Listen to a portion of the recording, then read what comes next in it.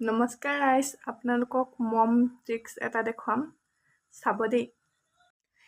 এইটো হ'ল ইলাষ্টিক ঢিলা কৰা ট্ৰিক্স। মানে আমাৰ এতিয়া সৰু ল'ৰা ছোৱালীসকলৰ মানে মাসকলে বুজি পাব, মাকসকলে মানে ল'ৰা ছোৱালী একেবাৰে পাৰফেক্ট জোখতটো মানে পেন কিনিব নোৱাৰি ন।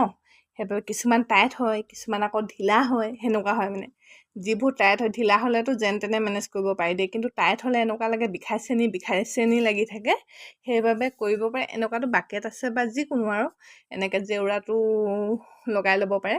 মই এই তাই ভাগৰ কাপোৰ ধোৱা বাকেটটোৰ পিছপিনে যিডোখৰ আছে এনেকৈ দুই পিনে এনেকৈ লগাই থৈ দিছোঁ। এইটো ধুনীয়া ট্ৰিক্সে মানে কাম কৰে। আৰু এনেকৈ এদিন দুদিন লগাই থ'লে বহল হৈ যাব পেণ্টটো, মানে ইলাষ্টিকডাল বহল হৈ যাব আৰু তেতিয়া পিন্ধিবলৈ আৰাম পায়। লাগিলে অলপমান মানে বহলকৈ পিন্ধাব লাগে, টাইটকৈ পিন্ধাব নালাগে সৰু ল'ৰা ছোৱালীক, তেতিয়া কমফৰ্টেবল পায় আৰু তেহেঁতি। এনেকৈ খুলিয়ে গ'ল দেখিছেনে, এনেকৈ আকৌ লগাই থৈ দিম। মই এইকেইটা হাতত লগাই থৈ দিছোঁ এনেকৈ।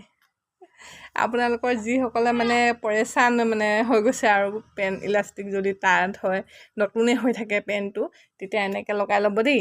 আপোনালোকক মই ট্ৰিক্সটো দি দিলোঁ, আপোনালোকে ফ'ল' কৰি দিব।